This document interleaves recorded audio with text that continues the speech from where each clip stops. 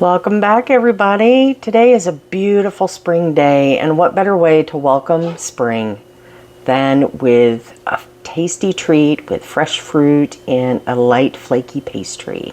That's right, we're making hand pies. These are great, they freeze great, and not that I think they'll really last that long, but yes, you can freeze them for several months at a time as long as they're wrapped correctly.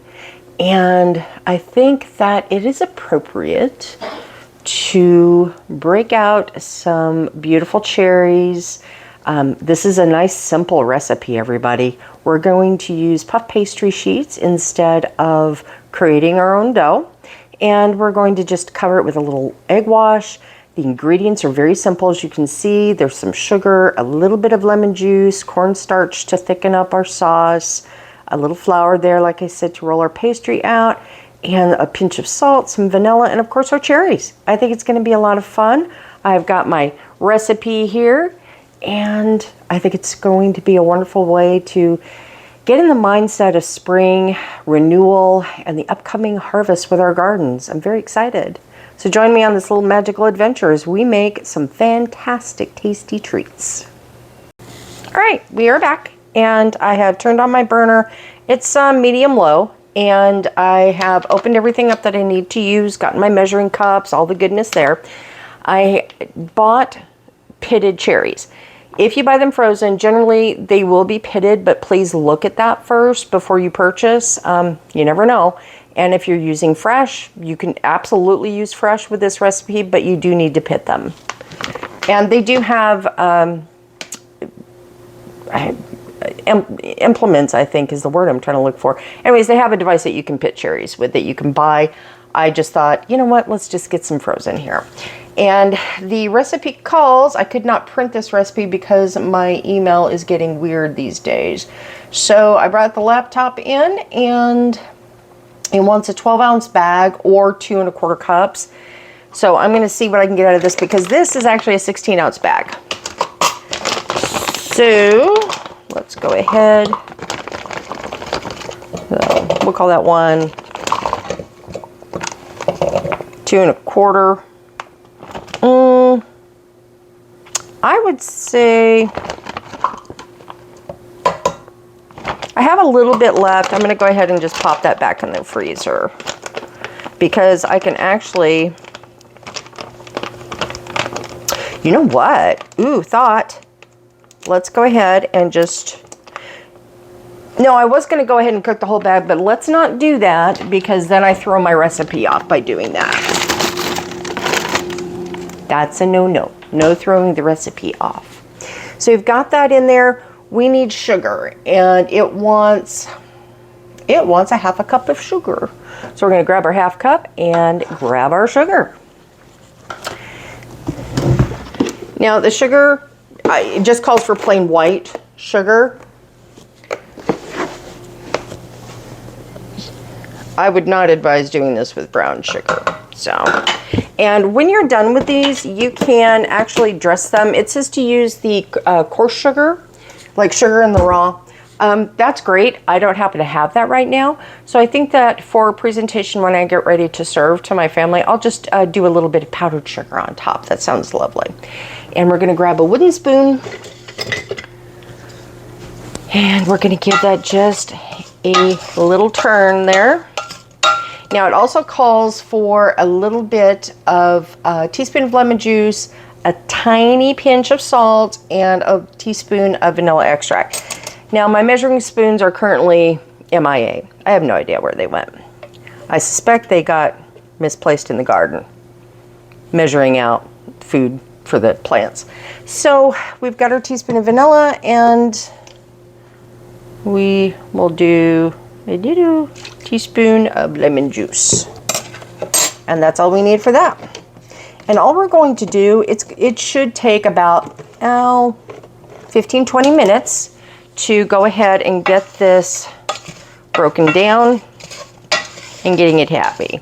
So I'm going to keep working on this, and as soon as that is down and simmering, I'll be right back with you. Now, what I was going to mention, I did check the recipe. They claim that you only cook these for about 5 minutes. That is absolutely incorrect, because you need to, one, dissolve the sugar, and two, you do need to break down the cherries, at least to a point. You're not making jam, but you are creating a sauce. So it will definitely take you longer than 5 minutes. It will take you probably closer to 15, maybe 20. Now, my temperature I raised up to medium heat, and I'm not going anywhere. I'm going to stay with my happy cherries over here. And just give it the occasional stir. And just keep an eye on it. So, we shall continue. I have already made up my slurry with 1.5 tablespoons of room temperature water and equal parts 1.5 teaspoon of cornstarch. So we will be moving on from there with these. Once these break down, and it's already been 9 minutes and the sugar's not even dissolved yet. So I will be right back with you, my friends.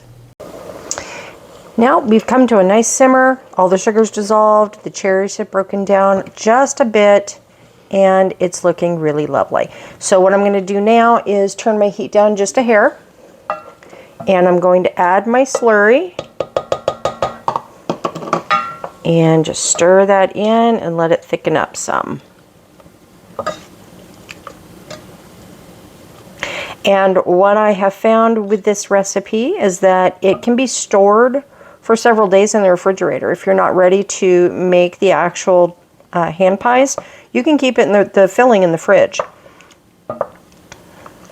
Now I'm going to let this simmer until it thickens up, and once it thickens up, I am going to take it off the heat and start preparing our puff pastry.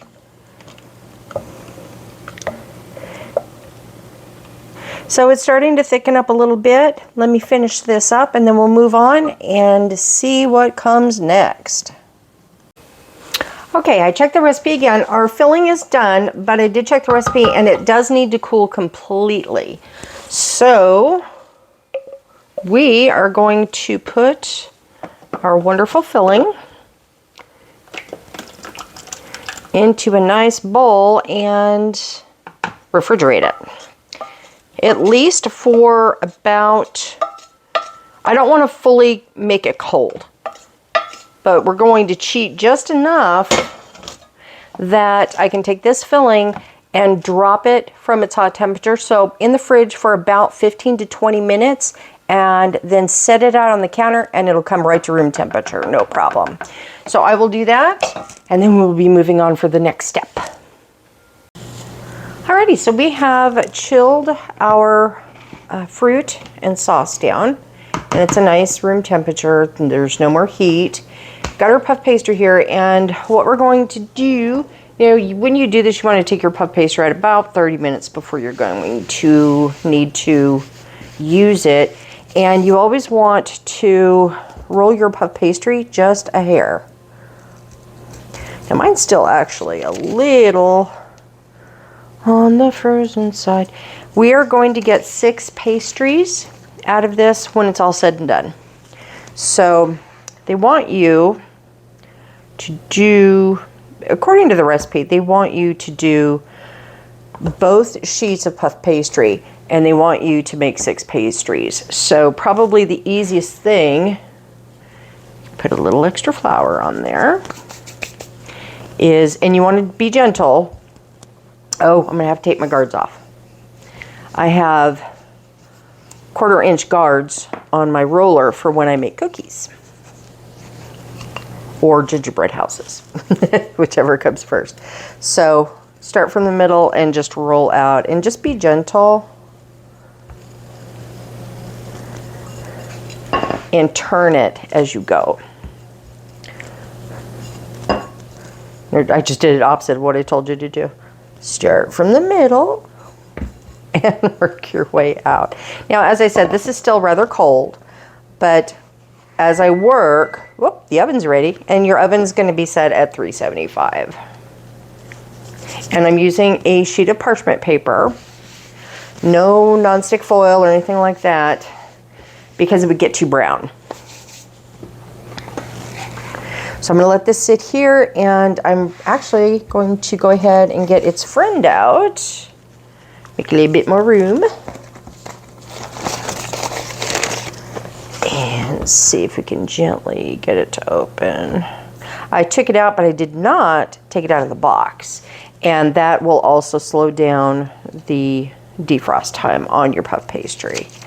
Just try not to let it break completely, which is pretty much the point of letting it come to room temperature, because you don't want it, well, you don't want it at room temperature, excuse me. What you want it to do is to be pliable enough, because if it comes to room temperature, it's not going to puff. That butter in it will not release. So just be gentle with it. And again, just give it a gentle roll.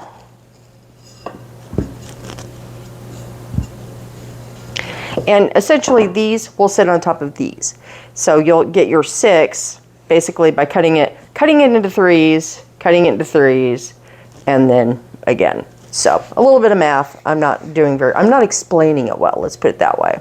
So I'm going to move that because this side is very, very moist. Let me check, see how my friend over here is doing. It's a little damp. You don't need a lot of flour, just enough to keep it from sticking. And then I'm going to roll it a little bit more here because those are a little close. You can start putting a little bit more pressure on it.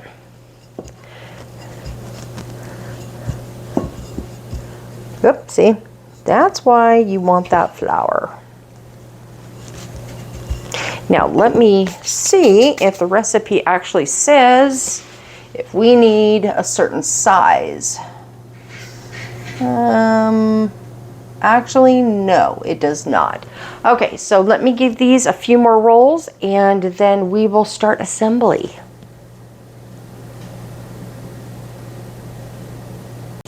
All right, so I've rolled out the 2 pastry sheets and we're going to do 6 on each one. So it comes in threes, you know, folded in thirds. So I'm just going to kind of follow that. I'm just using a pizza cutter because it's easy.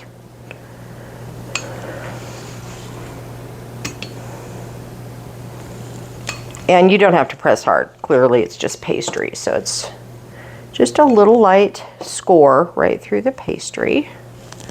And then once up through the middle. And the recipe says to just use 2 or 3 tablespoons of filling. This should be fun. Well, I don't think that I'm going to do it like this because I want to see just how much I can fit in. Now I've got a fork because we're going to crimp those edges. We're going to try and crimp those edges. Let's see if we can close them with our fingers first.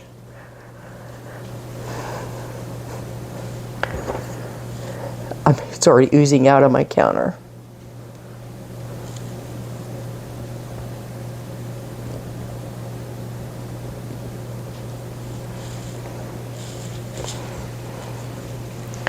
Move these guys out of the way. And all you do is just take your fork and press as you go. Now, before I forget, I'm going to tell you to do this to help remind me to do this, which is when you're done with each little pocket, you're going to make a couple of little air vents with a knife.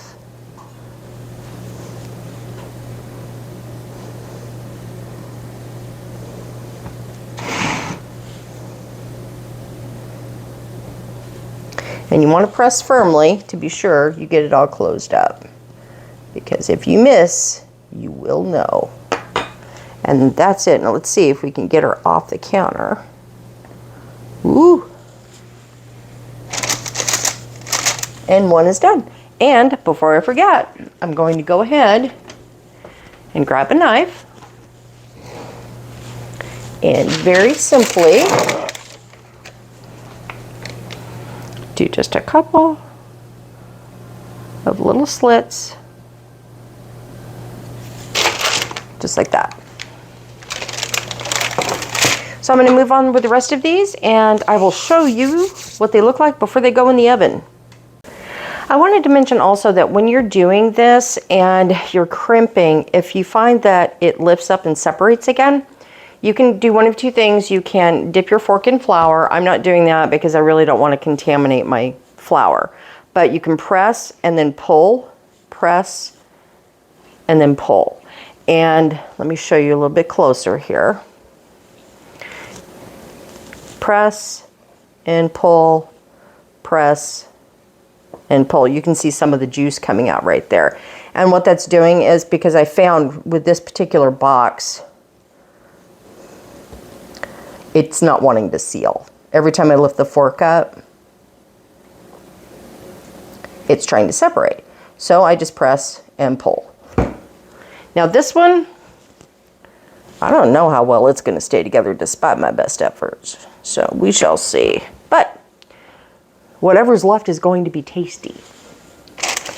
And it looks like I may need a second cookie sheet. So I will go ahead and get that set up and keep motoring on. Alrighty, so we've got our little hand pies done up here, and they make me think more of like Pop-Tarts, but that is neither here nor there. Now I have poked holes in everything, and I'm going to go ahead and just do an egg wash over the top. That will just give them a beautiful, beautiful golden color. Now this would be also the part where you would put your sugar on top. And I may simply maybe sprinkle just a little bit of white sugar. Seeing as how I don't have the other kind.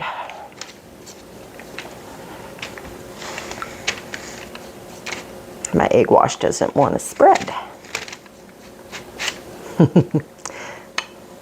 I'm so excited for spring. This is a wonderful tribute to spring.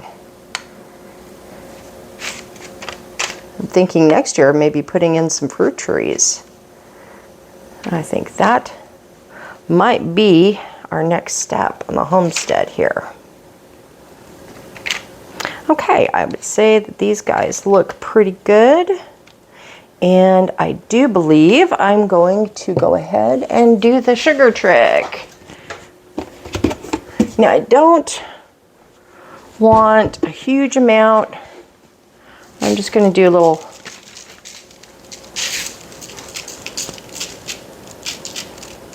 just a light sprink, bunk, and done.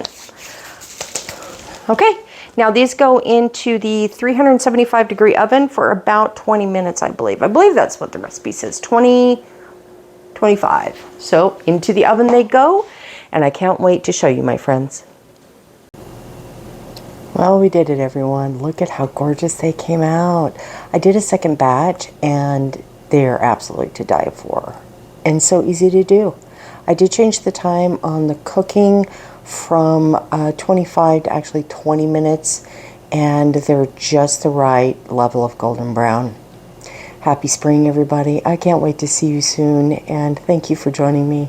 If you enjoyed this content, please like and subscribe and share it with a friend. I look forward to seeing you next time, friends. Take care. I love you, and bye-bye.